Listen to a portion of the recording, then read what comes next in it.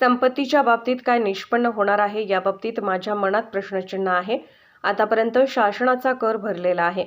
माझ्यावरचा आरोप 100% चुकीचा आहे। त्यांना माझ्यावर गुन्हा दाखल करायचा आहे, मला आरोपी बनवायचा आहे।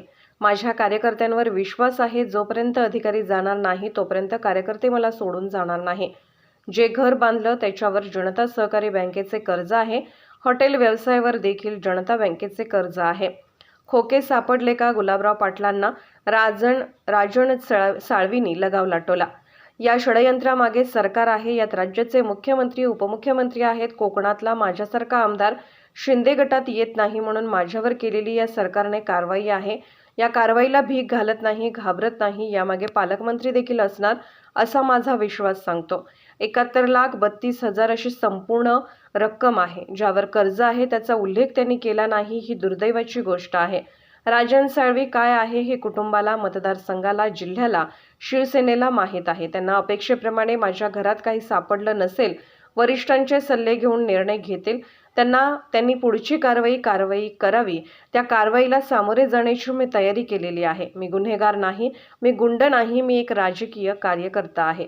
मी कुठल्याही न्यायालयात जाऊन अटकपूर्व जामिनाची मागणी करणार नाही। मी चौकशीला सामोरे जाणार आहे। हिम्मत असेल तर त्यांनी माझ्यावर कारवाई करावी। एक मिनिट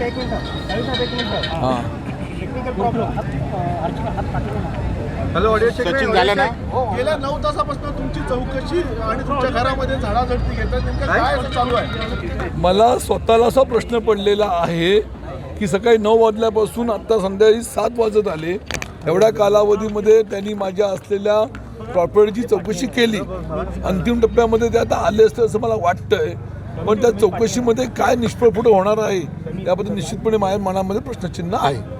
मगाशी तुमचं लॉकर बघायला नेलं होतं, नेमकं काय केलं सापडलं असं त्यांना की ते लॉकर बघण्यासाठी गेले होते? प्रत्येक व्यवसायीचं, प्रत्येक आमदाराचं बँकेमध्ये एखादं लॉकर असतंच। तसंच मी व्यावसायिक असल्यामुळे त्या ठिकाणी माझं लॉकर होतं। मी बँकेमध्ये गेलो, लॉकरला चावी लावली, पण लॉकरमध्ये काही नव्हतं हे त्यांना दिसलं। त्यांनी पंचनामा केला आणि परत आले। आता मी TV वरती आपल्या माध्यमातून वाचनामध्ये आलं की 3 कोटीच्या वरची संपत्ती माझ्याकडे असल्यामुळे माझ्याकडे गुन्हा दाखल केला। मी आपल्या माध्यमातून जनतेला सांगू इच्छितो, 1982 ते 1992 ही 10 वर्ष मी सरकारी नोकरी केली। मला पगार मिळत होता। नोकरी सोडल्यानंतर त्या ठिकाणी रत्नागिरी शहरामध्ये मी एक झेरॉक्स सेंटर चालू केलं व्यवसायाच्या निमित्ताने। तो माझा व्यवसाय चालू होता। 1997 साली मी रत्नागिरीमध्ये माझं आठवडा बाजार परिसरामध्ये हॉटेल सुरू केलं। तो परमिट बिअर बार त्या ठिकाणी माझा सुरू आहे। तो व्यवसाय माझ्या नावावरती आहे। 1997 पासून आत्ता 24 पण किती वर्ष झाली तो माझा व्यवसाय त्या ठिकाणी आहे। त्या मध्यंतरी मी आंब्याचा व्यवसाय करत होतो आणि 2009 सालापासून आत्तापर्यंत 14 वर्ष मी आमदार म्हणून आहे। आज तुम्ही हिशोब केला तर निश्चितपणे एवढ्या संपूर्ण कालावधीमध्ये व्यवसायाच्या निमित्ताने आमदार म्हणून मानधनाच्या माध्यमातून मला निश्चितपणे चांगले पैसे मिळत होते। व्यवसायाच्या निमित्ताने मी आत्तापर्यंत इन्कम टॅक्सला, सेल टॅक्सला जो शासनाचा कर असतो तो कर भरलेला आहे। मग एवढ्या वर्षामध्ये माझ्या असलेल्या संपत्तीपेक्षा 3 कोटीची जास्त संपत्ती माझ्याकडे आहे असं हे म्हणतात, ही दुर्दैवाची गोष्ट आहे। आणि म्हणून हा असलेला माझ्यावरती आरोप हा 100% चुकीचा आहे। राजन साळवी काय आहे हे माझ्या कुटुंबाला, माझ्या मतदारसंघाला, माझ्या जिल्ह्याला, संपूर्ण राज्याला आणि शिवसेनेला नक्की माहिती आहे। म्हणून चुकीची माहिती कृपया करून जाऊ नये लोकांपर्यंत, हा माझा मुद्दा या ठिकाणी। पण 3.5 कोटीबाबत त्यांनी खुलासा मागितला होता, तो तुम्ही दिला नाही असं त्यांचं म्हणणं आहे। आत्तापर्यंत 6 चौकशीमध्ये त्यांच्याकडे जाऊन वेळोवेळी माझे CA होते, माझ्या कुटुंबातली मंडळी होती, ती संपूर्ण इतरमधून त्यांच्याकडे दिले। पण त्यांना मला ज्यावरती गुन्हा दाखल करायचाच आहे, मला आरोपी बनवायचंच आहे हे मनामध्ये असेल तर त्यांनी ही कारवाई केलेली। सर, आपल्याला अपील ठेवून ही कारवाई उशिरापर्यंत करतायत जेणेकरून कार्यकर्ते निघून जातील किंवा रात्री मध्यरात्री? माझा कार्यकर्त्यांवरती विश्वास आहे। जोपर्यंत अधिकारीतून जात नाही तोपर्यंत माझे कार्यकर्ते मला सोडून जाणार नाही, हा मला विश्वास आहे।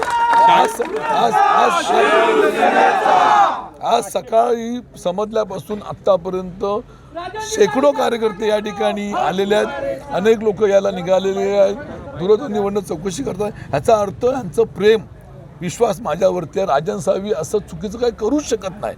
मी सांगितलं व्यवसायाच्या माध्यमातून मी घर उभं केलं, हॉटेल उभं केलं आणि तुम्हाला नम्रपणे सांगतो, तुम्ही पाहिजे माहिती घ्या पाहिजे तर हे घर बांधलं 9 वर्षापूर्वी, त्याच्यावरती जनता सहकारी बँकेचं कर्ज आहे.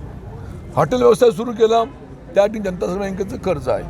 सर्व असलेल्या याच्यामध्ये कर्ज घेऊनच आम्ही सर्व व्यवसाय सुरू केलेला आहे आणि त्यातून उत्पन्न मिळालेलं आहे. आणि म्हणून व्यवसाय करणं हे काही गैर नाही आहे. 4 पैसे गाठीशी येणं हे काही गैर नाही आहे. पण माझ्याकडे एवढी संपत्ती नाही ही वस्तुस्थिती आपल्याला. साळवीसाहेब, गुलाबराव पाटलांची एक प्रतिक्रिया आली आहे, खोके म्हणणाऱ्यांच्याच घरी आता खोके सापडायला लागले, तशी प्रतिक्रिया. खोकरे सापडले का? आज मी तुम्हाला सांगतो की माझ्या जुन्या घरी, माझ्या राहत्या घरी सकाळपासून चौकशी चालू आहे. त्यांच्यामध्ये माझ्या घरामध्ये खोके सापडले असतील, पैशाची बंडलं सापडली असतील, सोनं सापडलं असेल, मौल्यवान वस्तू सापडल्या असतील तर निश्चितपणे मी सामोरं जायला तयार. माझ्या घरामध्ये असं काय मिळू शकत नाही, असं सापडू शकत नाही. सापडलं असेल तर तुमच्यासमोर ते ठेवतील काही दिवसामध्ये. सर्वाधिक प्रॉपर्टी असणारे एकमेव आमदार राजन साळवी आहेत का? कोणती कारवाई होती? अरे मी माझी सांगितलं तुम्हाला ना, 1982 पासून 2024 पर्यंत मी कसा माझा प्रवास केला, माझा व्यावसायिक तुमच्यासमोर ठेवलेला आहे. सर, या षडयंत्रामागे कोणाचा हेतू असू शकतो हे सांगायला तुम्हाला पाहिजे का? या षडयंत्राच्या मागे हे सरकार आहे. हे राज्याचे मुख्यमंत्री, उपमुख्यमंत्री, हे संपूर्ण सरकार ह्यांनी ठरवलेलं आहे की उद्धव साहेबांच्या सोबत असलेल्या आमदारांना त्रासच द्यायचा. रवींद्र वायकर साहेबांवर ईडीची चौकशी, सूरज चव्हाणवरती चौकशी, वैभव नाईकवरती चौकशी, तो आमचा देशमुख त्याच्यावर चौकशी, आणि आज या ठिकाणी राजन साळवी कोकणातला एक लढवय्या आमदार आपल्यासोबत येत नाही म्हणून ह्या शिंदे सरकारने केलेली माझी कारवाई आहे. पण ह्या कारवाईला आम्ही भीक घालत नाही, घाबरत नाही. सर, आगामी निवडणुकीत मी सरकार बोललो, मुख्यमंत्री बोललो, उपमुख्यमंत्री बोललो, पालकमंत्री आहेत का? पालकमंत्री सुद्धा मध्ये असू शकतात की सरकार ते आहे. आता माझ्या नावात असलेली ठग तुम्हाला सांगतो, एक उदाहरण द्यायचं म्हटलं तर बाजूला घ्या ना, आम्ही पत्रकार कशाला येणे म्हणून टाकतोय, जर बाजूला आणा प्लीज, सहकार्य करा ना.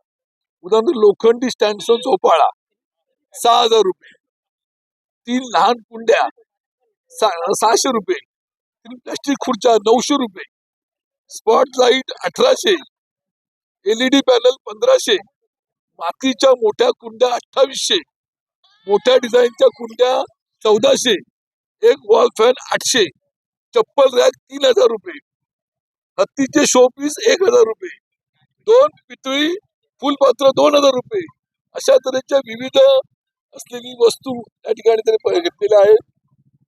सॅमसंग व्हिडिओ प्लेअर जे रक्कम किती होती टोटल त्यांनी या ठिकाणी 71,32,000 अशी संपूर्ण रक्कम त्यांनी, म्हणजे माझी गाडी, माझ्या असलेल्या प्रॉपर्टीची किंमत आणि असलेल्या सर्व वस्तू, पण त्याच्यावरती जे कर्ज आहे त्या कर्जाचा उल्लेख कुठे केलेला नाहीये. ही दुर्दैवाची गोष्ट आहे. अशी चर्चा झाली की तुमच्या मुलाच्या लग्नाचा खर्च शॉपिंगचा तो देखील त्यांनी काही मागितला किंवा चौकशी केली, असं काही घडलंय का? नाही, आता फक्त माझ्या मित्राने मला गिफ्ट दिली होती.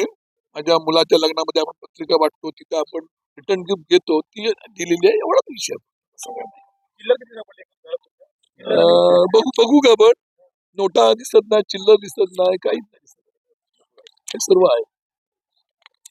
पण आता तुम्हाला नोटा लेडीज पर्स आहे, त्यामध्ये 850 रुपये सापडले, 500 रुपयाची नोट सापडली, 200ची एक नोट आहे, 100ची एक नोट आहे, 10च्या 3 नोटा आहेत, पण चिल्लर नाहीये. 25 ग्राम चांदीचा तांब्या, चांदीची वाटी घरामध्ये जास्त असू शकेल. कारण मी बोललो राजन साळवी काय आहे हे कुटुंबाला माहिती आहे, मतदारसंघाला माहिती आहे, जिल्ह्याला माहिती आहे, शिवसेनेला माहिती आहे. त्यामुळे त्यांना अपेक्षेप्रमाणे माझ्या घरामध्ये काही सापडलं नसेल म्हणून त्यांनी वरिष्ठांचे सल्ले घेऊन निर्णय घेतील. पण ज्या अर्थी गुन्हा दाखल केलेला आहे त्या अर्थी तो गुन्ह्याचा शेवटी तपास त्यांना करून काहीतरी निर्णय करावाच लागेल असं माझं माहितीप्रमाणे. मुलगा आणि पत्नीच्या घरात काही चौकशी केली? हा, कुठे आहेत म्हणजे मुंबईला गेले, उद्या सकाळी यायचे, उद्या सकाळी ते रत्नागिरीला येतील, उद्या सकाळी. माझ्या ज्ञानाप्रमाणे एकदा गुन्हा दाखल झाला पोलीस स्टेशनला की त्याची चौकशी करून गुन्ह्याचं त्यांचं जे कायद्याचे नियम आहेत त्या पद्धतीने त्याच्यावरती कारवाई होतेच ना, हे आतमध्ये आपण ऐकलेलं आहे, तुम्ही ऐकलं असेल. त्यामुळे त्यांनी पुढची कारवाई करावी. त्या कारवाईला मी सामोरं माझी मानसिकता आहे, तयारी केलेली आहे. घेणार नाही. मी तुमच्यावर स्पष्ट केलेलं आहे की मी गुन्हेगार नाही, मी गुंड नाही, मी क्रिमिनल नाही.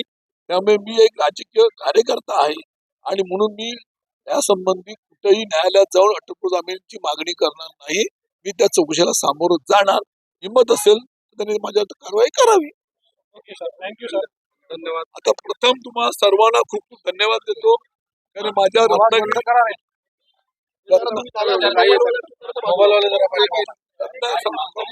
काढ.